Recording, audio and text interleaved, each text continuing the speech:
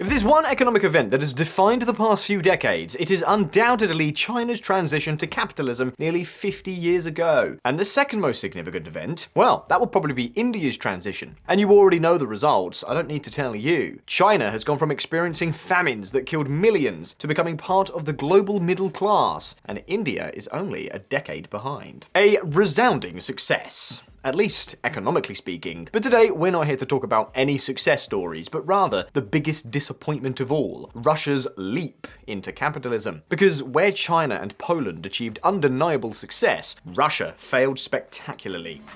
My father thinks that Gorbachev is an idiot, said a son of Deng Xiaoping to an American journalist in 1990. There was a time when many believed that Russia would finally become a normal country. Gorbachev launched Perestroika to open the Soviet economy to the market, and also Glasnost to end censorship and political repression. Sounds good, doesn't it? Then came Yeltsin, Russia's first democratically elected president, and he dove headfirst into one of the most radical reforms in memory. Price liberalization, widespread privatization of state-owned enterprises, all symbolized by something as iconic as the first McDonald's on Red Square, and later Gorbachev advertising Pizza Hut on television. Yeah, you heard that correctly. Полный хаос, перспективы. политическая нестабильность. Да благодаря ему у нас есть Pizza Hut. За Горбачева! За Горбачева! За Горбачева! Sometimes nothing brings people together like a nice hot pizza from Pizza Hut. The result? Well, you know how that story went. Following the fall of the USSR, Russia plunged into a brutal crisis. From 1991 to 98, the economy plummeted 40%. Yeah, that's right, 40%. They went from having twice China's GDP to half of it. Then came a few good years, true, but nothing comparable to the takeoff of countries like Poland. Only Ukraine fared worse. Inequality skyrocketed. Life expectancy dropped by 4 years. And ultimately, it all ended up in the hands of Vladimir Putin and his club of oligarchs. Once a powerful symbol in Russia, McDonald's withdraws. That McDonald's is a sign of optimism that in the end didn't materialize. Now that Russia is entering a period of contraction, isolation, and impoverishment, you look back at these openings and think about what might have been. While China managed to make a nearly complete transition to capitalism, Russia fell behind. So the questions are clear. Why was Russia unable to make the leap to capitalism while China and Poland were able to? Can we blame it all on the famous oligarchs, or do the problems run deeper? What could have been done to end this story differently? Well, today we'll answer all of these questions.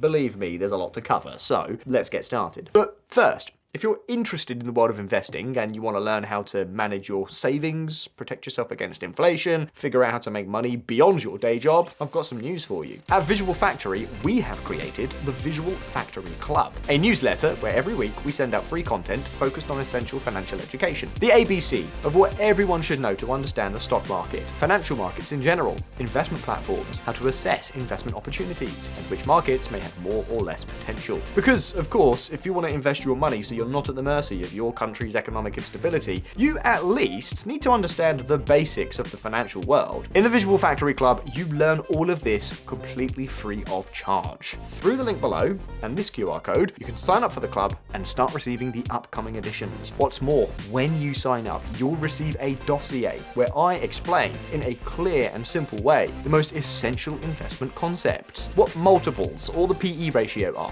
what indices are, ETFs, derivatives, funds, EPS, you get the idea. After that, every week you'll receive additional materials and market analysis to help you stay informed about what's going on. And by the way, the sooner you sign up, the better, since we send each episode of the series by email and every edition is unique. If you're not subscribed, you might miss some of them and you won't be able to access them later. But with that said, let's get into this video.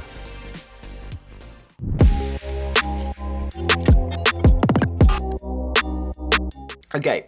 before getting into the details, it's worth knowing the standard story, the version everyone knows, which isn't far from the truth. Gorbachev wanted to reform the USSR, but his reforms achieved the exact opposite. On paper, Perestroika gave rise to private enterprise, something similar to Deng Xiaoping's highly successful agrarian reforms. However, sometimes partial liberalization is worse than no liberalization at all. Companies and individuals had more autonomy, yes, but they were still hooked on government credit and the system of controlled prices. And the concept of a company that goes bankrupt because it does a poor job was still a Yankee notion that had no place in Mother Russia. In short, even though there were private players, there were no real markets, no competition, and no capitalism. And if Perestroika went badly, what came next was even worse.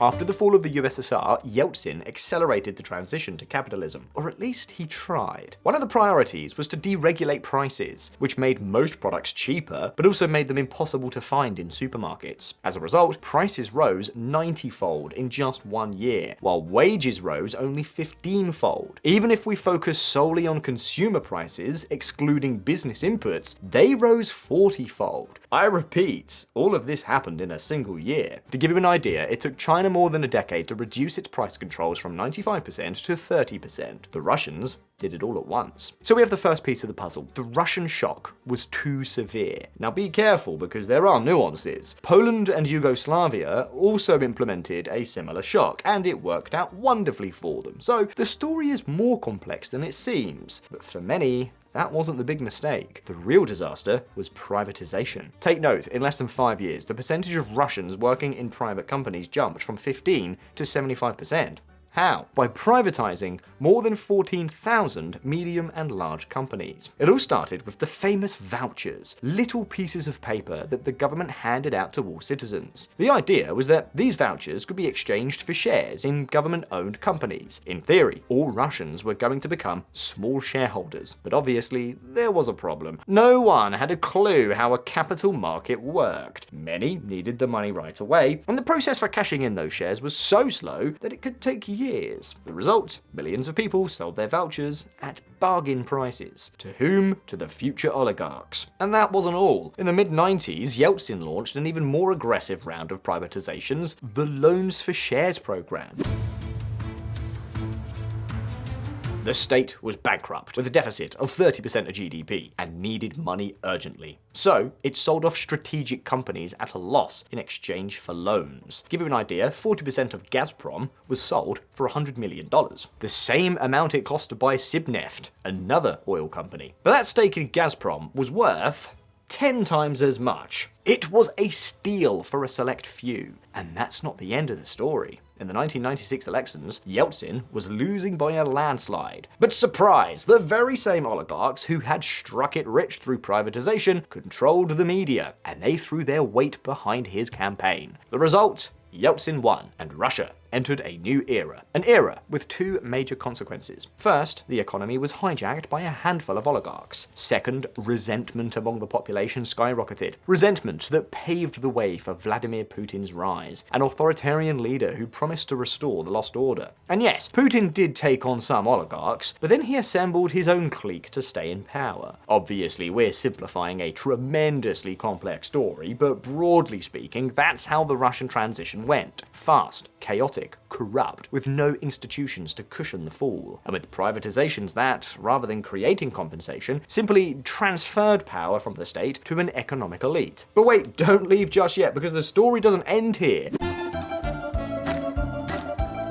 Everything we've told you is true, but it's not the whole truth. Because yes, Russia had many problems, but there are also preconceived notions that, in reality, weren't that serious. You don't believe me? Well, let me explain. And for that, we have to go all the way back to the very beginning. The fall of the USSR. Many theories suggest that Russia's problem was the initial shock, that the blow was so severe that something was broken forever. And sure, if we look at GDP, it's clear that after the fall of the USSR, Russia experienced a lost decade. But be careful, because that figure is misleading. Soviet GDP was massively inflated. Why? Because it included tons of products that nobody wanted, and enormous amounts of military spending. If we look at other indicators instead of GDP, GDP, such as household consumption, the decline is still significant, but far less dramatic. And that's not all. There was already a massive black market in the USSR, both before and after the collapse. So if we add all that up,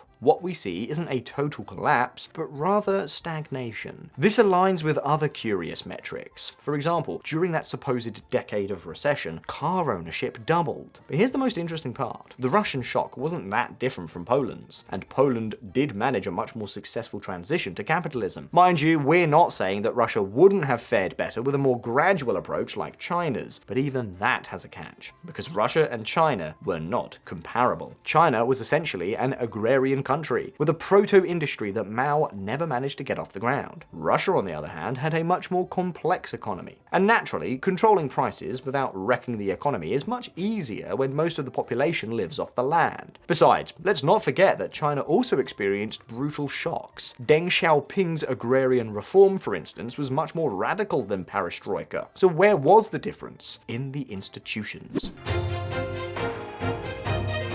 China created transitional mechanisms that simulated the market. The best example, the famous TVEs, local state-owned or communal enterprises, which were not strictly privatized, but did compete as if they were private. Nothing like what happened in Russia. During Perestroika, private competition was allowed, yes, but without the possibility of bankruptcy, without clear rules, and take note, with more than 3,000 different exchange rates for importing goods. No joke. The result? Thousands of companies created private cooperatives that were, in reality, shell companies designed to siphon off government subsidies. To give you an idea, between 1987 and 88, the production value of these cooperatives jumped from 350 million rubles to 10 billion. Pretty suspicious, don't you think? Rent-seeking became, overnight, the most profitable business in the entire USSR. And the story didn't change after the fall of the Soviet bloc. In Russia, there were 4 major sources of income, or to put it another way, of easy money generated by absurd economic policies. The juiciest, commodity arbitrage. Domestic prices in the USSR were up to 10 times lower than on the international market. And what happens when there's such a huge price difference? Well, someone slips through the cracks and makes a killing. In fact, this type of arbitrage came to account for 40% of Russia's GDP in '92. Something similar happened with imported goods like grain. Thanks to subsidies, the USSR paid only 1% of the actual price. More arbitrage, more distortion, and accounted for another 17.5% of GDP. Are you keeping track? Well, add another 30% of GDP in subsidized loans, many of them with interest rates below inflation, which reached 2,500%. Free money for anyone with the right connections. And finally, the classic one, diverting subsidies to companies. Because if there's one thing that never fails in dysfunctional systems, it's people gaming the system. Pay attention to this fact. All these revenue streams plummet just as privatizations get underway. And although they rebounded slightly with the loans for shares program, they never regained their former significance. In this sense, putting an end to these rents was a real achievement, but it didn't come for free. In the 1990s, the Russian state was weak. It lacked the strength to impose reforms by force, so it chose another path. Bribing everyone. The strategy was simple. You're making millions off the system's distortions. Do you want to stay rich? Help us change the rules of the game. The old guard in the ministries was given control of key sectors: energy, transportation, healthcare, a small bribe so they wouldn't put obstacles in the way of the rest of the privatizations. Local governments were allowed to keep the revenue from small businesses, and workers and executives at large companies were offered 51% of the shares at a bargain price. And the oligarchs, you can imagine. Yes, the share-based privatization program was an electoral botch job by Yeltsin, but it was also a way to ensure that no one in power would rebel against the reforms. And so emerged an economy based on favors, or bribes, depending on how you look at it. A clear example, gas. In the 1990s, a Russian consumer paid $1.50 per 1,000 cubic meters. Industries paid $5,200. Even so, they continued to receive subsidies. Who paid the difference? Gazprom. This company was only billed for 23% of the gas it supplied, and it kept racking up debt. But it did so because, in exchange, the government lent it money, which it never demanded back. Gazprom thus became the country's biggest debtor. Though it wasn't alone, the list was full of companies in a similar vein. Was it sustainable? No. Was it expensive? Extremely so. But was it worth paying those subsidies to maintain social and political stability during the transition? Well, I'll leave that up to you.